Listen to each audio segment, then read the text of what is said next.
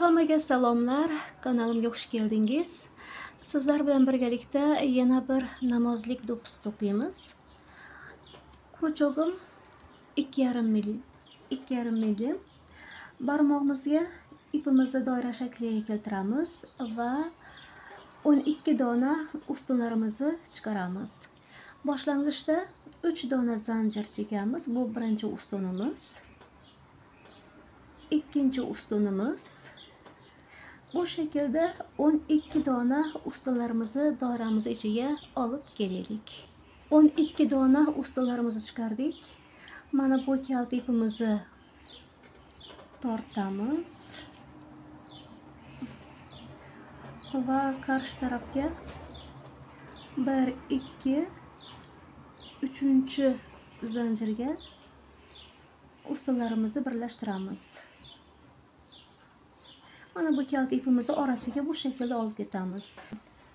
Har xonadan bir juftdan ustunlarimizni chiqaraylik. Birinchi ustunimiz. Ayni xonadan ikkinchi ustunimizni chiqaramiz.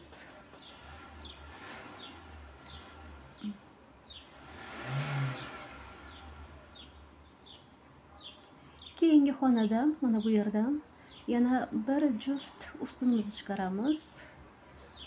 Ya'ni bu şekilde har xonadan bir juftdan 24 dona ustunlarimizni chiqarishga davom etaylik. Bu şekilde to'qib keldik. Qarshi tarafga 1 2 3 zanjirga birlashtiramiz. Bir ilmoq jilib olaman.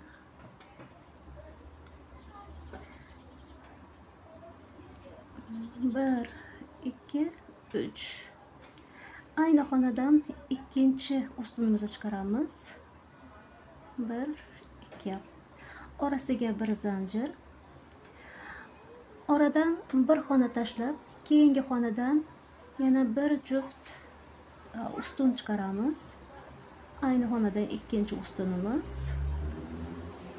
Orasiga bir zanjir. Bir xona tashlab, keyingi xonadan yana bir juft ustunlarimizni chiqaramiz. Bu şekilde to'qishga davom etaylik. Orasiga bir zanjir. Bir xona tashlab, keyingi xonadan bir juft ustunlarimizni chiqaraylik.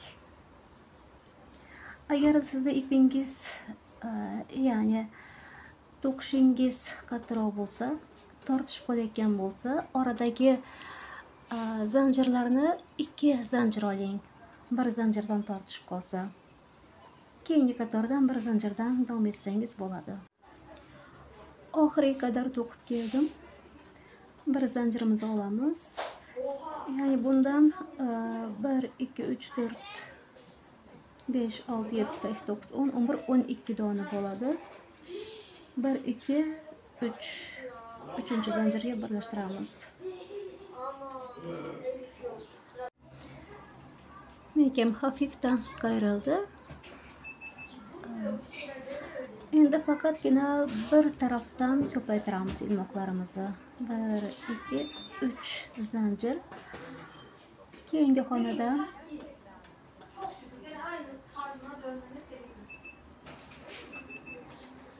xonada ko'paytiramiz. Ayni xonadan ikkinchi ustun. Oraga bir zanjir. Keyingi xonadan ustun tepasidan bir ustun.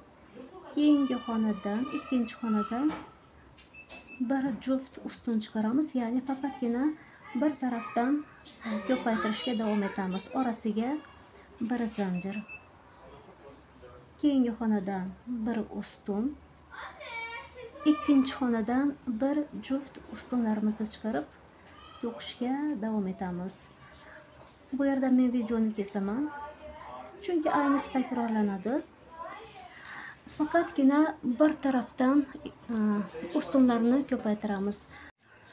Bu şekilde to'qib keldim.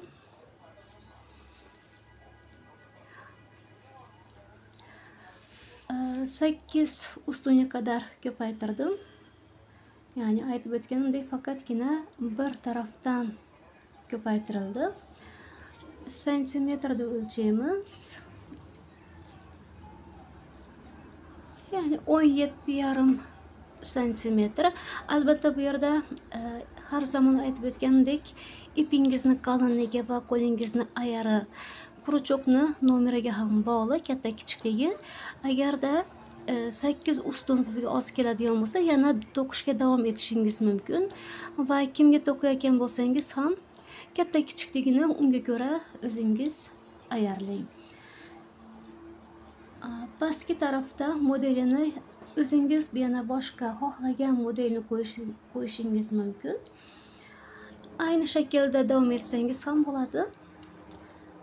Tekis to'qib ketsangiz ham bo'ladi, ya'ni bu yoq sizga bog'liq. Yon tarafini to'qiymiz. Men bir qator har xonadan bir ustun chiqarib to'qiyman. Mana bu bir zanjir olgan yerimizga ham bir ustun chiqarib to'qib kelaylik. Men bir qator to'qib keldim. Mana bu zanjir yeridan ham bir ustun chiqaramiz va qarshi tarafga 1, 2, 3 zanjirga birlashtiramiz.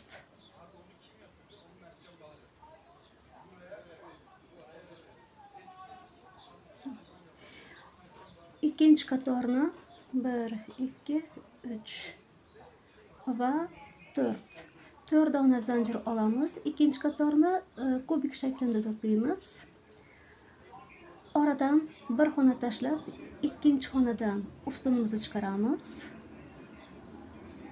Orasiga bir zanjir. Bir xona tashlab, ikkinchi xonadan takror yana ustunimizni chiqaramiz. Ya'ni bir ustun, bir zanjir shaklida davom etamiz. Bir xona tashlab, keyingi xonadan ustunimizni chiqaramiz. Bu shaklda to'qishga davom etaylik.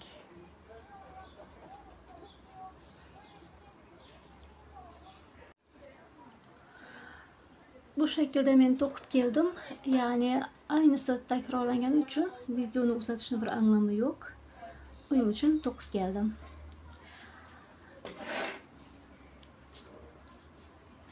Bir qator ustun, bir qator kubik shaklida to'qidim.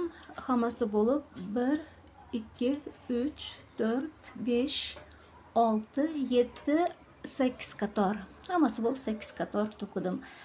Sizlar kimga to'qiyotgan bo'lsangiz, yana aytib o'tganimdek, o'lchab ko'ring. Ya'ni quloqqa qadar bo'lsin namozda. Quloqni ustiga qadar tushib ketmasin. Oxirgi qatorni ham to'qidim. Ozgina qoldi. Buni sizlarga ko'rsataman. Ya'ni oldingi videolarimda ham zaten ko'rsatgan edim.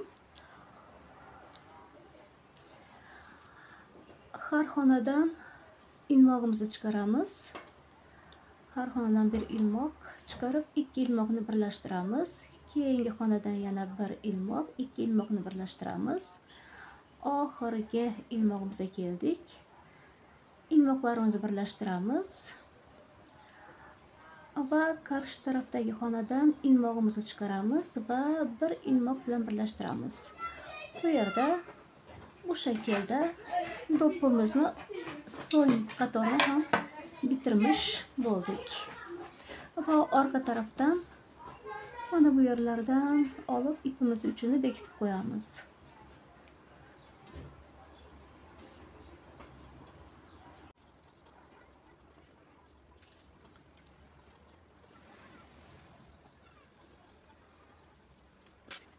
Do'ppimiz oson va oddiy. Sizlarga ham to'qishlarda omad. Bu shaklda yana bir videomizni yakuniga keldik. Sizlar bilan takror yangi videolarda ko'rishguncha sog' va omon qoling. Allohga omonat bo'ling.